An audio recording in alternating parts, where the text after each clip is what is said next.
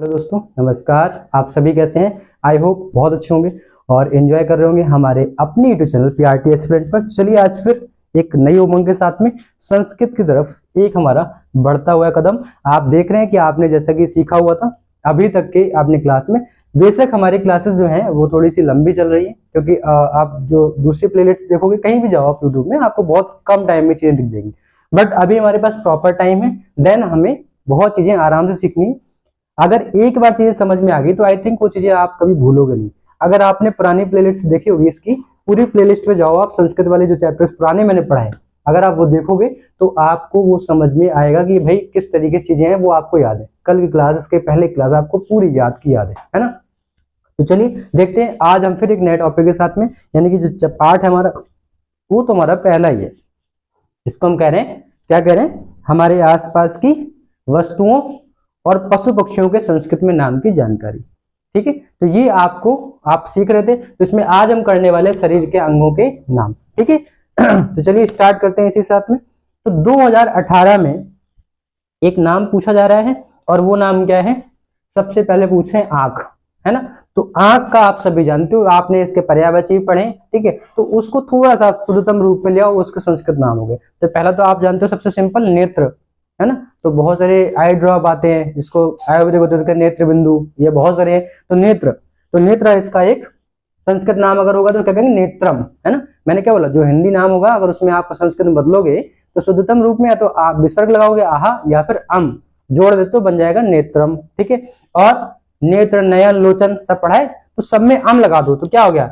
लोचनम, नेत्रम, नयनम। समझ के जो पर्यायवाची पढ़े थे, बस उसमें संस्कृत में बदलने के लिए आप क्या करोगे? अम लगा दोगे, तो नयनम, नेत्रम, लोचनम, ये आपके सबके क्या हो गए? आंख के संस्कृत के नाम हो गए। क्लियर है? 2018 में आपसे ये चीज पूछी जा रही है। क्लियर है? 2018 में क्वेश्चन पूछा गया, लेकिन अभी तक कुछ नहीं है। बट अभी इसके आगे आप एस्टेरिक लगा लो। इस बार हो सकता हो कि जो मैं बता रहा हूँ ये इंपॉर्टेंट पार्ट्स हैं, जो मैं एस्टेरिक लगाऊंगा, ये हो सकता है इस बार पूछी जाए। दूसरा क्या रहा? नाक। तो नाक का सबको पता है, नाक का होता है नासिका। क्या बोलेंगे इसको? नाक को, नाक को हम बोलेंगे नासिका। ठीक है, तो नासिका इसका शुद्धतम रूप है, तो संस्कृत नाम भी सिंपल सा है, नाक का नासिका। क्लियर है? बात समझ में आ रही है? आंख, नेत्र, नयन, नेत्रम, नयनम और लोचनम। ठीक है, जिसके पर्यायवाची थे उसको हमने संस्कृत में बदल दिया। ठीक है, याद हो गया।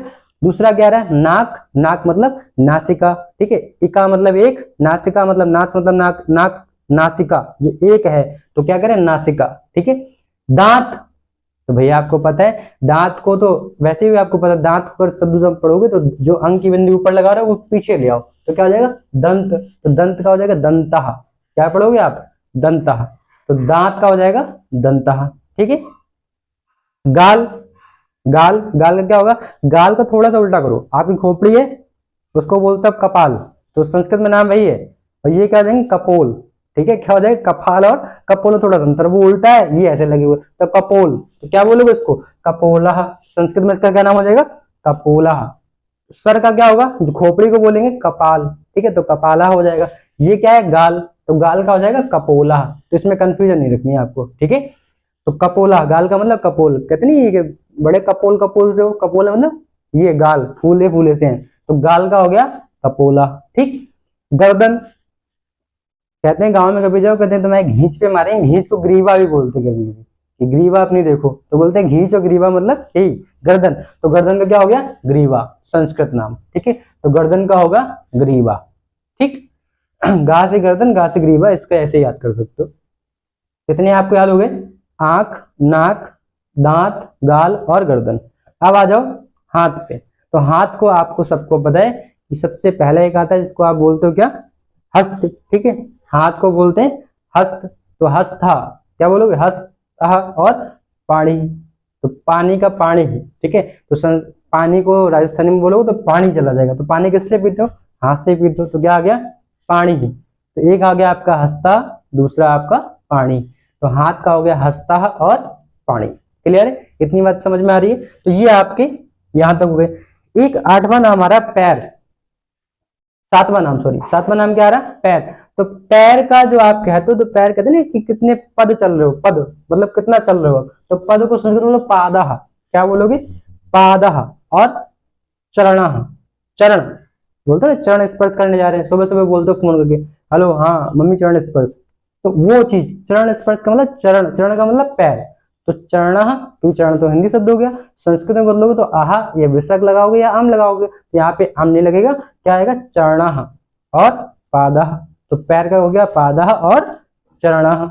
इसके बाद ओठ, तो अगर आप ओठ को देखोगे तो ओठ का होता है ओष्ठम, क्या बोलते हैं, ओ से ओठ और ओ से ओष्ठम, यानी कि ओष्ठम जो शब्द है वो संस्कृत और शुद्ध शब्द है, ओष्ठ होता है, हिंदी में बोलते हैं, बट उसको हम कहीं ना कहीं करते करते करते करते कैसे ले आए, ओठ ले आए। तो तत्सम तद्भव अभी आपने पढ़े होंगे, तो ये तद्भव रूप भी है, तत्सम रूप भी है, तो ये यहीं से बने तत्सम तद्भव। बस को आप एकदम संस्कृत में ले जाओगे तो थोड़ा सा आप नॉर्मल रूप में ले आओ, तो ओष्ठम को अगर ओष्ठ बोल दोगे, ठीक है, तो तस्तम मतलब वैसे ही, ठीक है, तद्भव थोड़ा सा बदला हुआ, तो ओठ का आएगा ओष्ठम, तो ये आपने तस्तम तद्भव पढ़े, वहीं से निकल के आ रहे हैं, ठीक है। तो ओष्ठम आपका संस्कृत का शुद्ध शब्द है जिसका मतलब होता है ओठ, ठीक है, तो ओठ का हो गया ओष्ठम।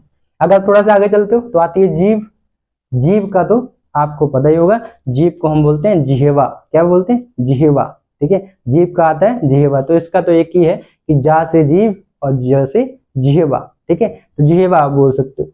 कमर याद रखना, ठीक है, इसमें जिह्वा बोलते हैं, बड़ी की मात्रा नहीं लगाना, छोटी की मात्रा जिह्वा, तो ये हा पे हलंत है, फिर वाह और आगे मतलब, तो क्या होगा जीव का जिह्वा, इसका संस्कृत शब्द हो गया जिसको हम क्या कह रहे हैं, जीव कहते हैं हिंदी में, ठीक है, क्लियर, इतनी सी बात आपको समझ में आ रही है, तो यहां तक आपको नाम याद हो गए होंगे, क्लियर है। क्या क्या मैंने पहले, आंख, दूसरा नाक, तीसरा दांत, तो आंख का क्या होगा नेत्रम, नयनम, लोचनम, नाक का क्या हो गया नासिका, दांत का दंतः, गाल का कपोलः, गर्दन का ग्रीवा, हाथ का हस्तः और पाणी, किससे पानी पीते हो, हाथ से, तो पाणी, पैर का पादः और चरणः, ओठ का ओष्ठम, ओष्ठम है ना, तस्तम तद्भव जहां से निकल के आते हैं, तो ओष्ठम, और जीभ का जिह्वा, ठीक है, बहुत सिंपल है, मतलब अगर आप एक बार पढ़ लोगे तो आपको याद हो जाएगा, ठीक है, और लेकिन ये नाम आगे तक आने वाले हैं, इतना याद रखना कि आप किसी भी कंपटीशन एग्जाम में बैठोगे जो टीचर से रिगार्डिंग है,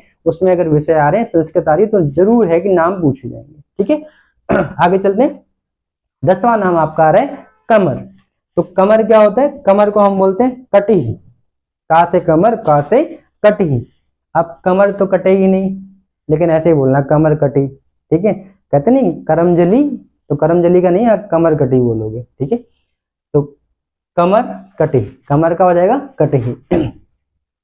कंधा, तो कंधा में अगर आप देखोगे तो आधा सा लग जाएगा कंध, तो स्कंध, क्या बोलेंगे कंधा को स्कंध, ठीक है, स्कंध, स्कंध आहा, ठीक है, स्कंध, ठीक है, तो कंधा का हो गया स्कंध। अंगूठा का, अंगूठा, तो जो अंगूठा होता है उसको हम बोलते हैं अंगुष्ठ, तो अंगुष्ठ, तो इसका अंगुष्ठा, क्या बोलोगे अंगुष्ठा, अंगूठा से आ से अंगूठा और आ से अंगुष्ठा, ठीक है, इतना याद हो गया। इसमें बेसिक जो हमने कल पढ़ा था या इसके पहले पढ़े थे नाम में, उसमें थोड़ा सा रिलेशन था, बट यहाँ पे रिलेशन इसलिए नहीं हो पा रहा क्योंकि चीजें वैसी वैसी निकल के आ रही, जो हिंदी में नाम है लगभग वैसा ही उसका संस्कृत में नाम है, तो इसका बहुत रिलेशन आप नहीं बना सकते। करने को तो आप कुछ भी कर लोगे, है ना, लेकिन मैं एक नॉर्मल बता रहा हूँ कि इसका रिलेशन नॉर्मल तरीके से हम ऐसे ही कर सकते हैं। तो अंगूठा क्या हो गया अंगुष्ठा, ठीक है, तो अंगूठा मतलब अंगुष्ठा। अंगुली मतलब जो आप देख रहे हो ये आपकी अंगुली है, ठीक है, तो अंगुली को हम क्या बोलते हैं अंगुल्यः, क्या बोलेंगे अंगुल्यः, ठीक है, तो अंगुल्य आह, अंगुल्यः, ठीक है, अंगुली का अंगुल्य, आप देख रहे हो वैसे ही बिल्कुल है, थोड़ा सा शुद्धतम रूप तो अंगुल्य बोल देंगे, तो अंगुल्य का आ गया अंगुली करते करते।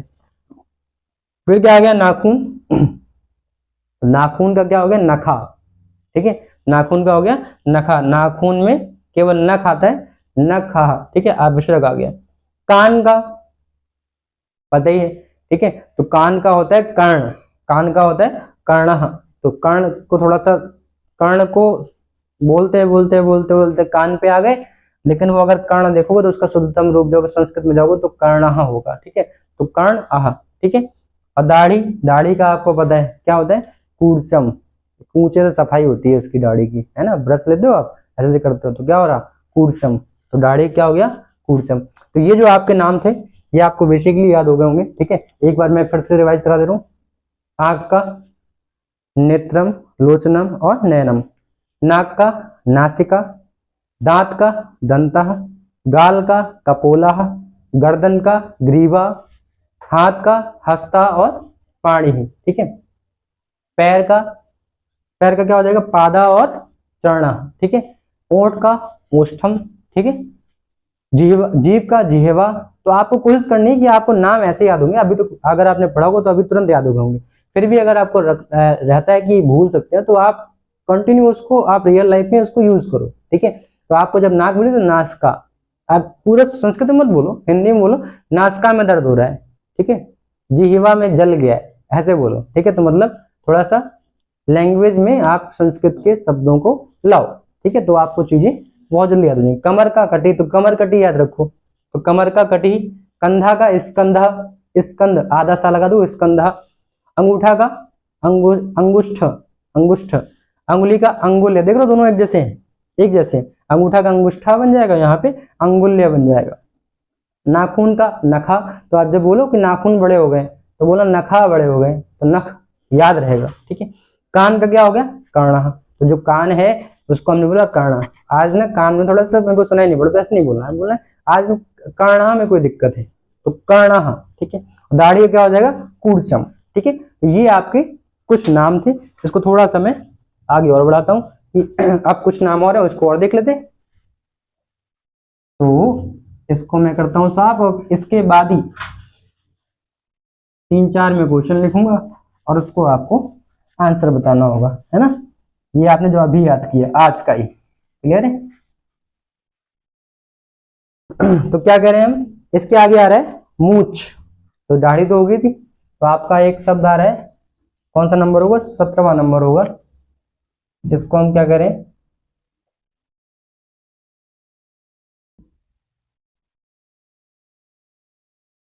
मूछ। तो मूछ को आप क्या बोलोगे, मूछ जो आएगा वो क्या होगा, दाढ़ी का तो कूर्चम हो गया, मूछ का आता है श्यमश्रु। क्या आता है,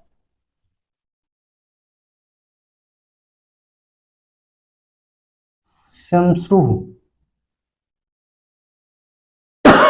ठीक है। क्या आएगा, शमश्रु। ठीक है। तो मूछ का थोड़े से टफ नाम है, लेकिन इसको हमें ऐसे ही याद करना पड़ेगा। ठीक है।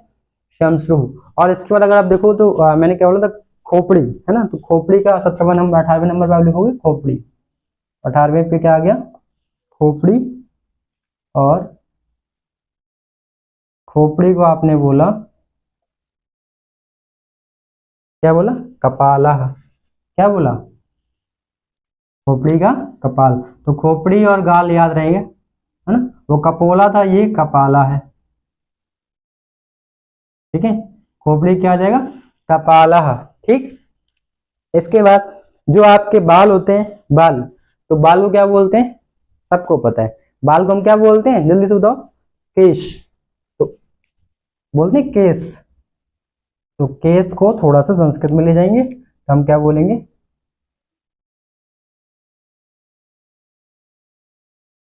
बाल को केस बोलेंगे तो इसको बोलेंगे केसा। क्या बोलेंगे, केस को क्या बोलते हैं, केशा। ठीक है। केश मतलब बाल। जो लोग होते हैं पुराने लोग कहते हैं ना केश में दिक्कत आ रही है, तो केस हमारे झड़ रहे हैं, तो केस का मतलब बाल। ठीक है। तो बाल का होगा केशा। ठीक, क्या हो गया, केशा। अब एक और नाम है, इसको हम कहते हैं रीढ़ की हड्डी। तो रीढ़ की हड्डी को बोलते हैं क्या, कशेर की प्राणी, याद है उसमें विज्ञान में, कशेर की प्राणी, अकशेर की प्राणी। तो कशेरु, रीढ़ की हड्डी को क्या बोलेंगे, कशेरु। रीढ़ की हड्डी को बोलते हैं,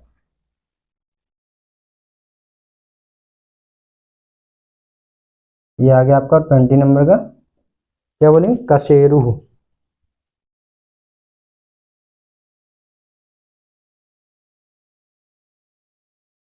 आ रही बात समझ में। ठीक है।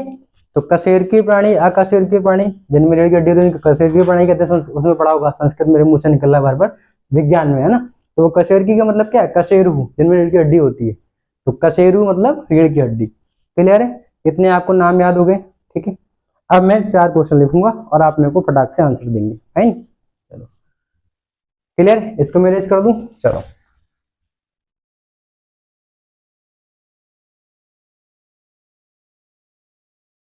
चलो आप बताना, है ना। इसको भी इरेज कर दूं ताकि आप नाम आपको सामने ना दिखे, ठीक है।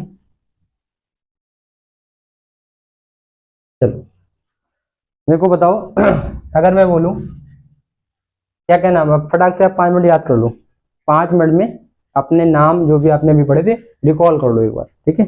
फिर मैं तब तक लिखता हूँ यहाँ पे।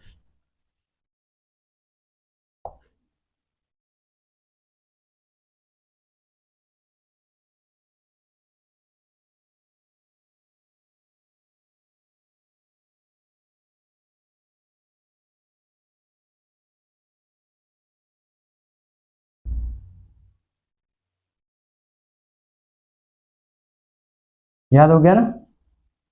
चलो हाथ को बताओ क्या बोलेंगे जल्दी से। ठीक है, याद आ गया, क्या बोलेंगे, हंसता और पाड़ी। क्या बोलेंगे, हंसता और पाड़ी, है ना। हाथ का हो जाएगा हंसता और पाड़ी। जीव का जिहवा।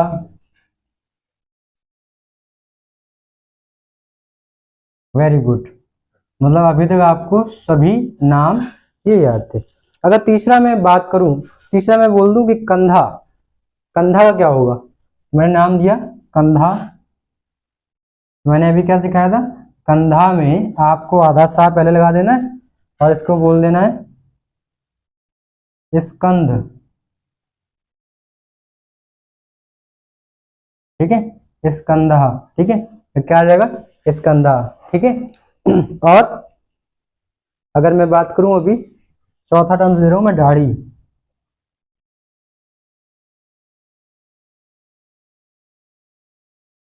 तो दाढ़ी का मैंने क्या बोला था, पूंछी से इसको साफ कर रहे हैं तो क्या आएगा, कूर्चम। क्या आएगा, कूर्चम। वेरी गुड, मेरे से पहले आपने बता दिए और आपने कॉपी में लिख लिया होगा, है ना। चलो कुल मिला के आपको ये सारे नाम याद हो गए, ठीक है। तो आज की क्लास हम लोग इतनी रखते हैं, कल फिर हम लोग मिलते हैं। तो यकीनन आप, बहुत धीमे धीमे मैं करा रहा हूँ और इसलिए करा रहा हूँ ताकि आप लोग को प्रॉपर समझ में आ सके और जल्दी से आपको चीजें याद हो जाए, वरना कराने को तो मैं 1 घंटे में बहुत जल्दी करा दूँ, फाइन।